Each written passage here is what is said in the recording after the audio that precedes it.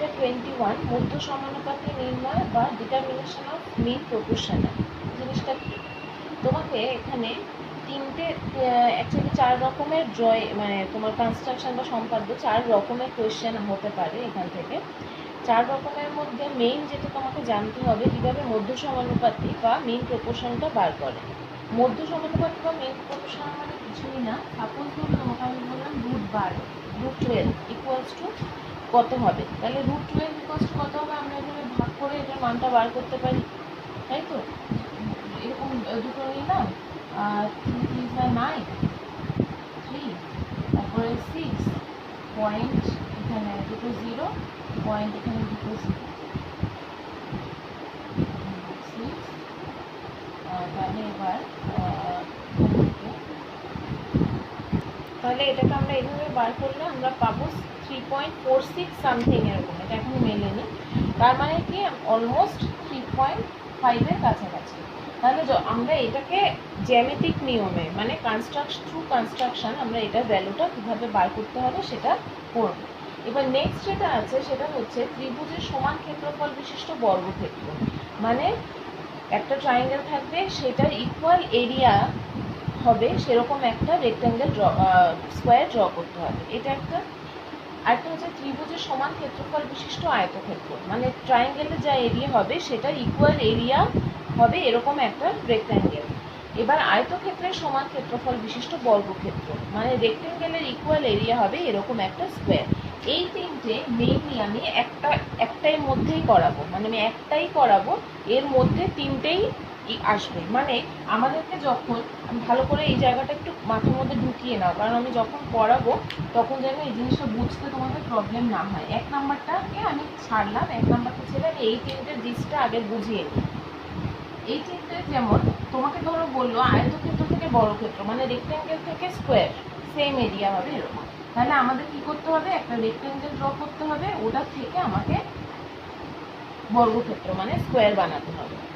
যদি ত্রিভুজের থেকে আয়তক্ষেত্র বলে তাহলে আমাকে কি করতে হবে, ট্রায়াঙ্গেল থেকে রেক্ট্যাঙ্গেল করতে হবে।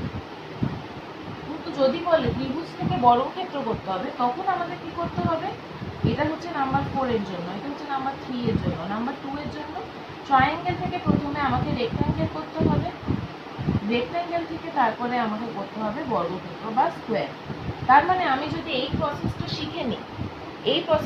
শিখে নিই, তাহলে যদি আমাকে ত্রিভুজ থেকে আয়তক্ষেত্র করতে বলে, মানে ট্রায়াঙ্গেল থেকে রেক্ট্যাঙ্গেল করতে বলে, তাহলে আমি এই স্টেপ পর্যন্ত করলে আমার হয়ে যাবে ট্রায়াঙ্গেল থেকে রেক্ট্যাঙ্গেল। যদি আমাকে 4 নম্বরটা বলে আয়তক্ষেত্র থেকে বর্গক্ষেত্র মানে রেক্ট্যাঙ্গেল থেকে স্কোয়ার, তাহলে আমার এইটুকু করলে হবে, ট্রায়াঙ্গেলের পোর্শনটা বাদ দিয়ে দেবো, রেক্ট্যাঙ্গেল থেকে এইটুকু করলে হবে। আর যদি আমাকে ত্রিভুজ থেকে বর্গক্ষেত্র মানে ট্রায়াঙ্গেল থেকে ডাইরেক্ট স্কোয়ার করতে বলে তাহলে তো আমাকে 3টে স্টেপই করতে হবে। তাহলে আমি এই সেকেন্ড স্টেপটার জন্য শেখাবো, তার থেকে তোমরা এই দুটো পেরে যাবে। ঠিক আছে, ক্লিয়ার? এবার আমরা চলে যাচ্ছি প্রথমে মিন প্রপোর্শন বার কীভাবে করতে হয় সেটা। এবার দেখো তোমাকে সাপোজ ধরো বললো যে √15 এর ভ্যালু বার করো, তাহলে √15 ইকুয়াল টু মানে 15 মানে কি 3 5 15, তার মানে √3 ইন্টু √5 পারবো। যদি বলে √21 এর ভ্যালু বার করো তাহলে আমরা কি লিখবো, 3 7 21, 3 ইন্টু 7 পারলাম।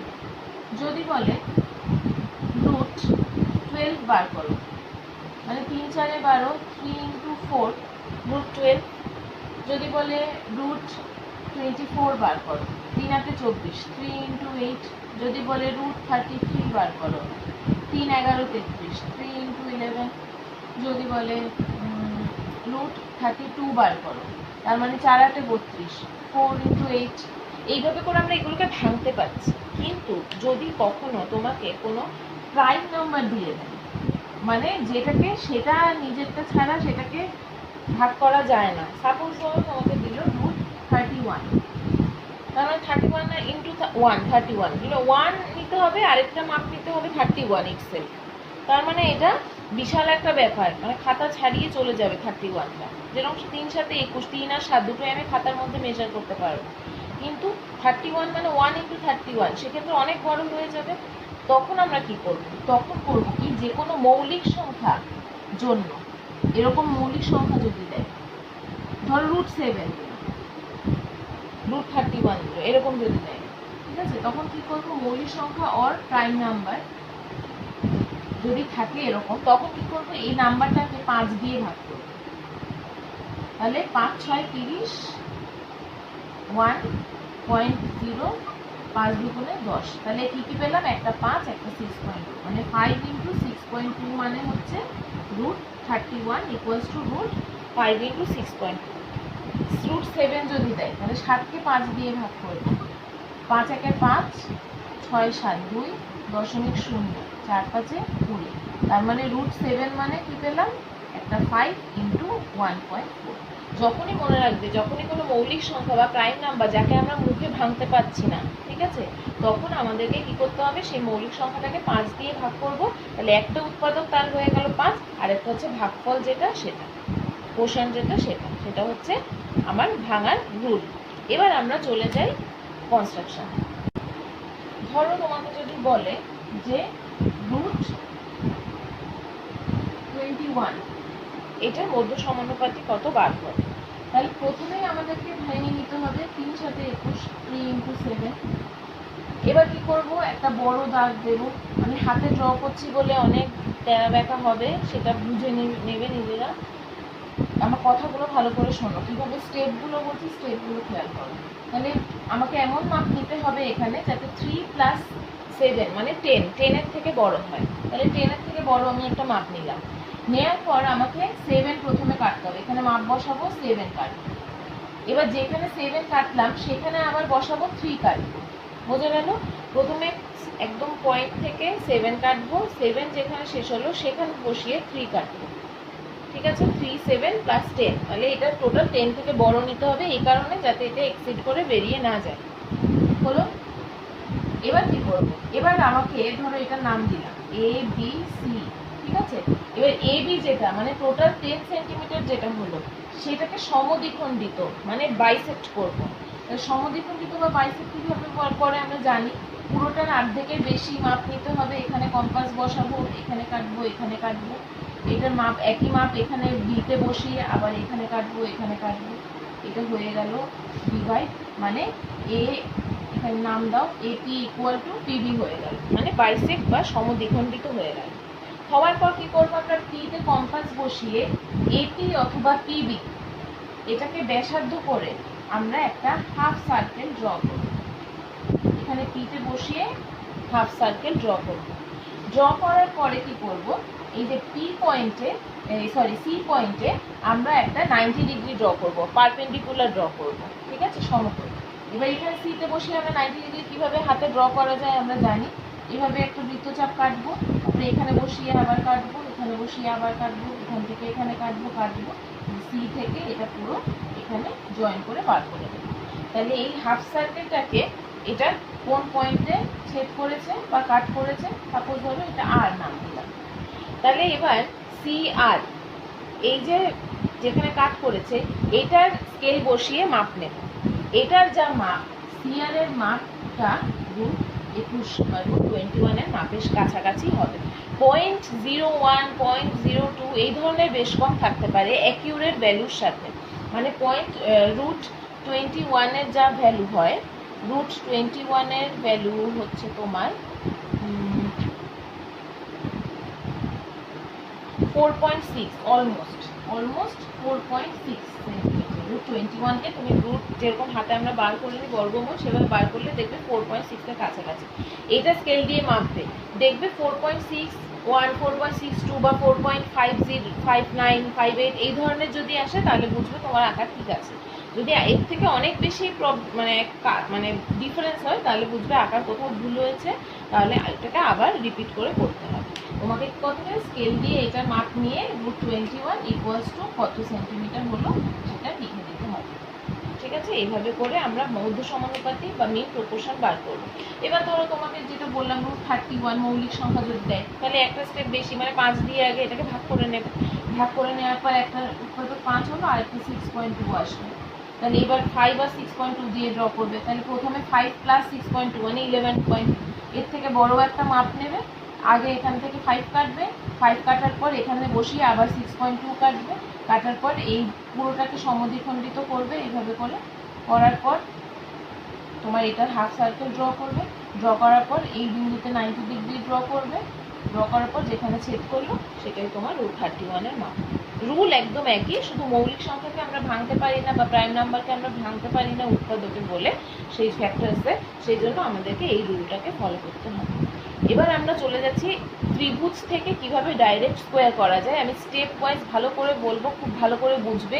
এই একটা ত্রিভুজ থেকে ডাইরেক্ট স্কোয়ার তো আমরা করতে পারবো না, সেই জন্য ত্রিভুজ থেকে আগে রেক্ট্যাঙ্গেল, রেক্ট্যাঙ্গেল থেকে স্কোয়ার। তার মানে ওখানে তিনটে জিনিস ইনক্লুড হয়ে গেল। একটা ত্রিভুজ থেকে ডাইরেক্ট স্কোয়ার তো হলোই, সেটা আমি দেখাবো। ত্রিভুজ থেকে রেক্ট্যাঙ্গেল যদি শুধু বলে যে শুধু তুমি ট্রায়াঙ্গেলের সমান এরিয়া বিশিষ্ট একটা রেক্ট্যাঙ্গেল ড্র করো, তাহলে তুমি প্রথম দুটো স্টেপ করলেই হবে। এবার রেক্ট্যাঙ্গেল থেকে স্কোয়ার যদি বলে লাস্ট দুটো সেকেন্ড থার্ড স্টেপটা করলে হবে। আর যদি ত্রিভুজ থেকে স্কোয়ার বলে এখন যেটা করবো সেরকম দেখো। আচ্ছা, ধরো তোমাকে একটা, আমি এক্সারসাইজের 5-এর 1-এর একটা আছে যে একটা ট্রায়াঙ্গেল দেওয়া আছে, সেটার একটা হচ্ছে 10 সেন্টিমিটার, একটা 7 সেন্টিমিটার, একটা 5 সেন্টিমিটার। একটা 10 সেন্টিমিটার, 7 সেন্টিমিটার, 5 সেন্টিমিটার। এই ট্রায়াঙ্গেলের সমান এরিয়া বিশিষ্ট একটা স্কোয়ার ড্র করতে হবে, যেটা যাতে দুটোর এরিয়াটা একই হয়। তাহলে প্রথমে আমরা এইভাবে, এই ট্রায়াঙ্গেলটা একটা বিষম ট্রায়াঙ্গেল যেটা কোনোটাই সমান না, তাহলে আমরা প্রথমে এখানে 10 সেন্টিমিটার করলাম, এখানে 7, এখানে 5 করে ট্রায়াঙ্গেলটা ড্র করে নিলাম। নিচে থেকে করছি আমি, একটু মুছলাম, একটু নিচে থেকে করছি, ওপরে যাবো, মুছে দিই। 10, 7, 5, তাহলে নিচে ধরো একদম নিচেরটা 10 করলাম, এরপর এখানে 5 বা 7 যে কোনো একটা, তুমি যেদিকে ইচ্ছা করতে পারো, কোনো ব্যাপার নেই, কিন্তু বড়টা বেস্ট সবসময় ধরো। এবার কি করবো আমরা, নিচের যে ধরো এটা নাম দিলাম ABC।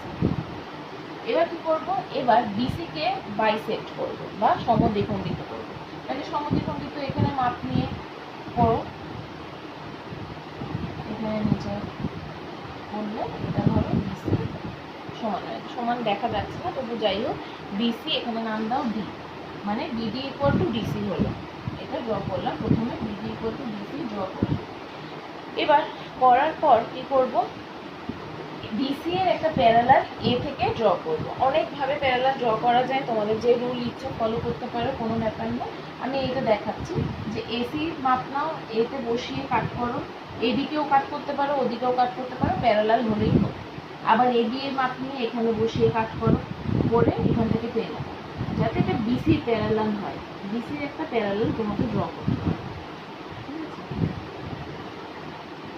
বাঁকা হবে কিন্তু কিছু করার নেই, হাতে করছে যেহেতু, ঠিক আছে। এবার এই প্যারালালটাকে, বিসি এর যে প্যারালাল সেটাকে এই যে লম্ব সমদ্বিখণ্ডকটা বা বাইসেক্ট করেছি যেটা, সেটা কাট করেছে এখানে দেখো এই পয়েন্ট, এটার নাম দাও ই।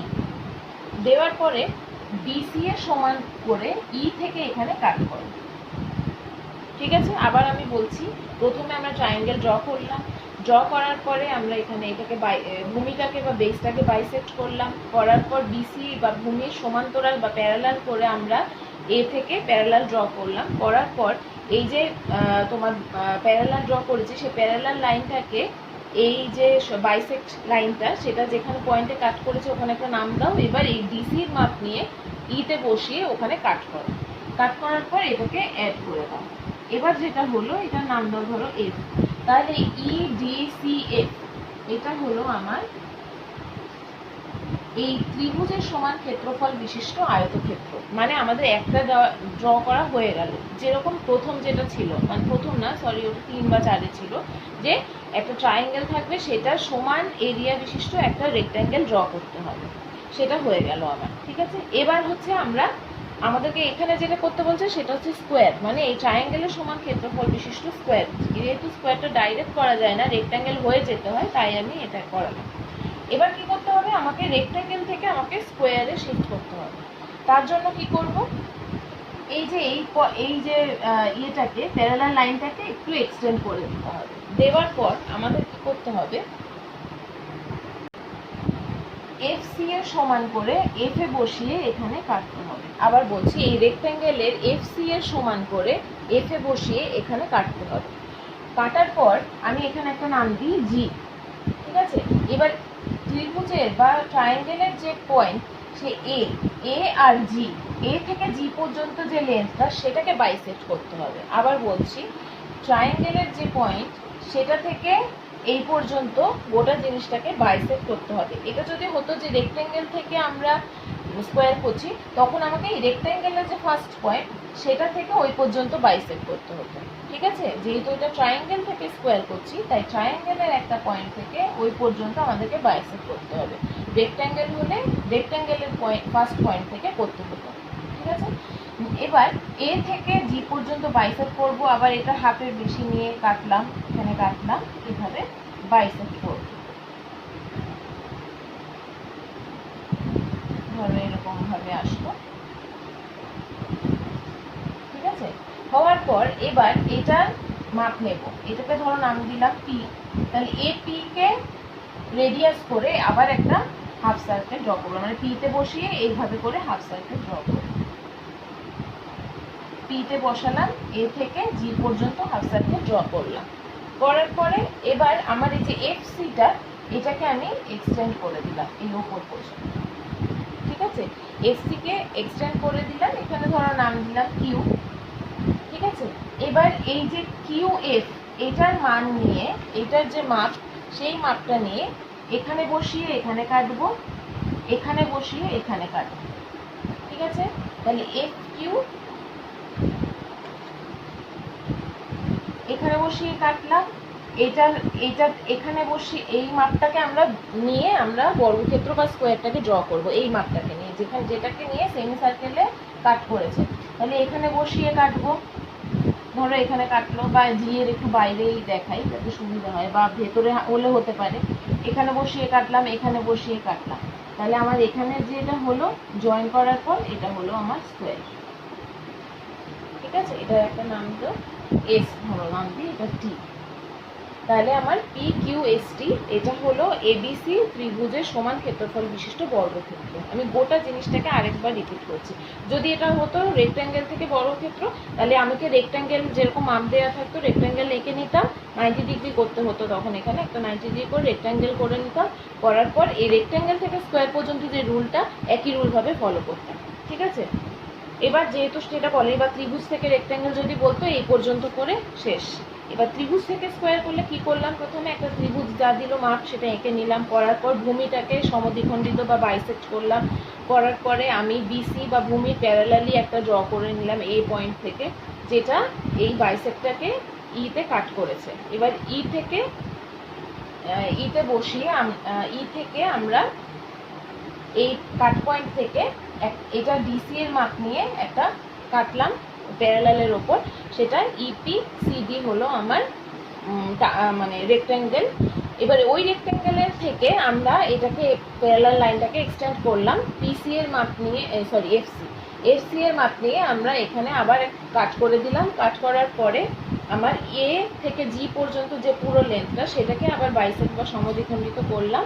সে সমদ্বিখণ্ডিত করার পর এপি মাপ নিয়ে আমরা হাফ সার্কেলটা ড্র করলাম। ড্র করার পর এই এফসিটাকে মানে রেক্ট্যাঙ্গেলের যে পয়েন্টটা সেটাকে লাইনটা সেটাকে এক্সটেন্ড করে দিলাম। করার পর সেটা হাফ সার্কেলকে কিউতে কাট করেছে। এবার এফ কিউ এর মাপ নিয়ে আমরা বাকি বর্গক্ষেত্রটা আঁকলাম। এফ কিউটা আছেই, এবার এফ থেকে কাটবো, এখানে কিউ থেকে কাটবো, কাটার পর জয়েন করে দেবো। ওটাই হচ্ছে আমার বর্গক্ষেত্র বা স্কোয়ার। এবার এক্সারসাইজে একটা অঙ্ক আটকাবে না, এই 4 রকম ছাড়া এখানে আর কোনো অঙ্ক নেই। কাজে এই ধরনের জিনিসগুলো প্র্যাকটিস করো, এটা এই বছর জন্য ইম্পর্ট্যান্ট। এটা যেহেতু গত বছর আসেনি, এটা আসার সম্ভাবনা আছে।